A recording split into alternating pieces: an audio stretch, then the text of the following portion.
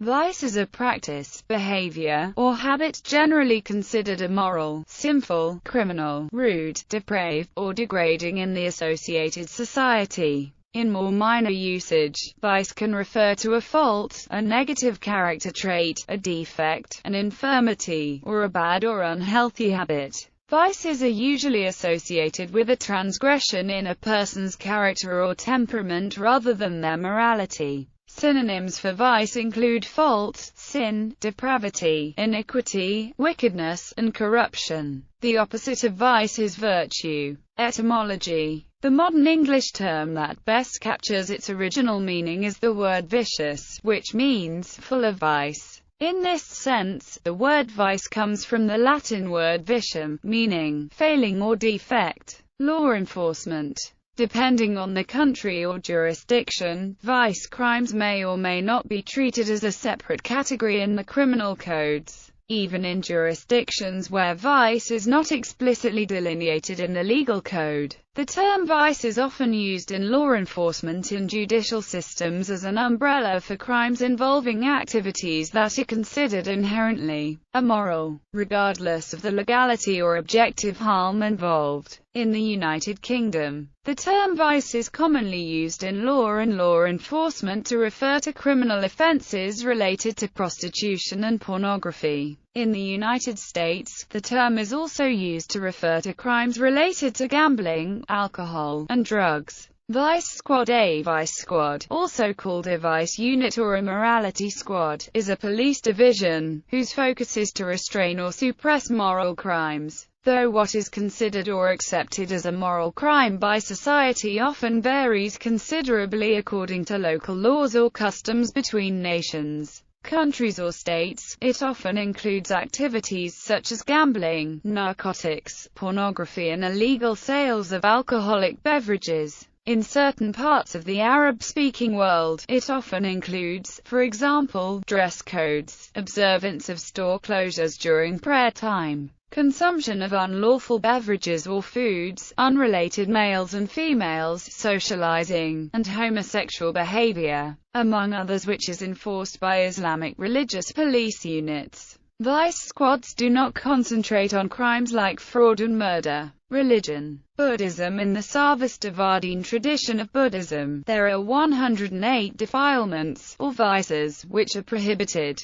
These are subdivided into 10 bonds and 98 proclivities. The 10 bonds are the following: absence of shame, absence of embarrassment, jealousy, parsimony, remorse, drowsiness, distraction, torpor, anger, concealment of wrongdoing. Christianity. Christians believe there are 2 kinds of vice. Vices that come from the physical organism as instincts, which can become perverse. Vices that come from false idolatry in the spiritual realm. The first kind of vice, though sinful, is believed less serious than the second. Vices recognized as spiritual by Christians include blasphemy, apostasy, despair, hatred, and indifference. Christian theologians have reasoned that the most destructive vice equates to a certain type of pride or the complete idolatry of the self. It is argued that through this vice, which is essentially competitive, all the worst evils come into being. In Judeo-Christian creeds, it originally led to the fall of man, and, as a purely diabolical spiritual vice, it outweighs anything else often condemned by the Church.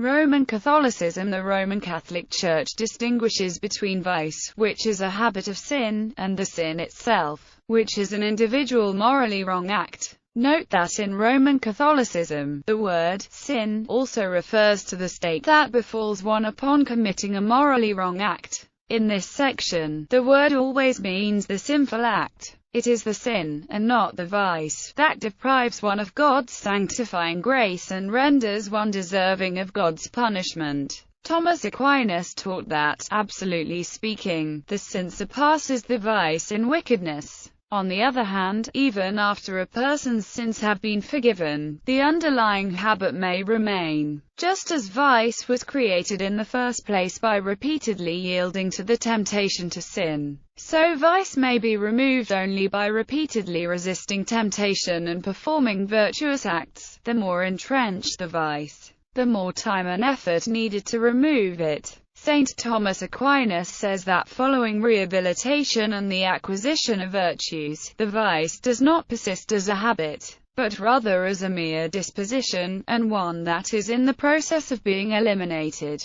Medieval illuminated manuscripts circulated with colorful schemas for developing proper attitudes, with scriptural allusions modeled on nature. The tree of virtues as blossoming flowers or vices bearing sterile fruit. The Renaissance writer Pietro Bembo is credited with reaffirming and promoting the Christian perfection of classical humanism. Deriving all from love, his schemas were added as supplements in the newly invented technology of printing by Aldus Manutius in his editions of Dante's Divine Comedy dating from early in the 16th century. Dante's Seven Deadly Vices. The poet Dante Alighieri listed the following 7 deadly vices, associating them structurally as flaws in the soul's inherent capacity for goodness as made in the divine image yet perverted by the fall: pride or vanity, an excessive love of the self. In the Latin lists of the 7 deadly sins, pride is referred to as superbia, envy or jealousy, resentment of others for their possessions. In the Latin lists of the 7 deadly sins, envy is referred to as invidia, wrath or anger, feelings of hatred, revenge or denial, as well as punitive desires outside of justice.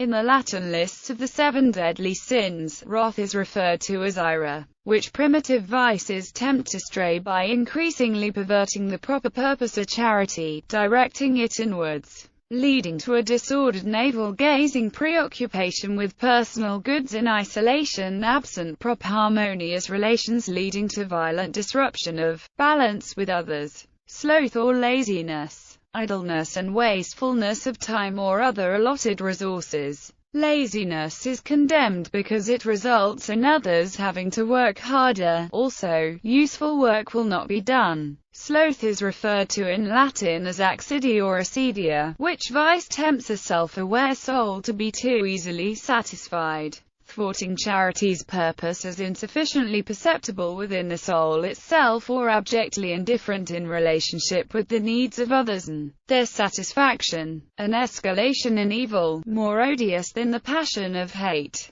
Avarice, a desire to possess more than one has need or use for. In the Latin lists of the 7 deadly sins, avarice is referred to as avaritia. Gluttony, overindulgence in food, drink or intoxicants, or misplaced desire of food as a pleasure for its sensuality. In the Latin lists of the 7 deadly sins, gluttony is referred to as gula. Lust, excessive sexual desire. Dante's criterion was that lust detracts from true love. In the Latin lists of the 7 deadly sins, lust is referred to as luxuria, which vices tempt cultivated souls in their ability to direct charity's proper purpose to good things or actions by indulging excess. Thus in Dante's estimation the soul's detachment from sensual appetites become the vices most difficult to tame, urges not as easily curbed by mere good manners since inflamed via appropriate use rather than inappropriate misuse.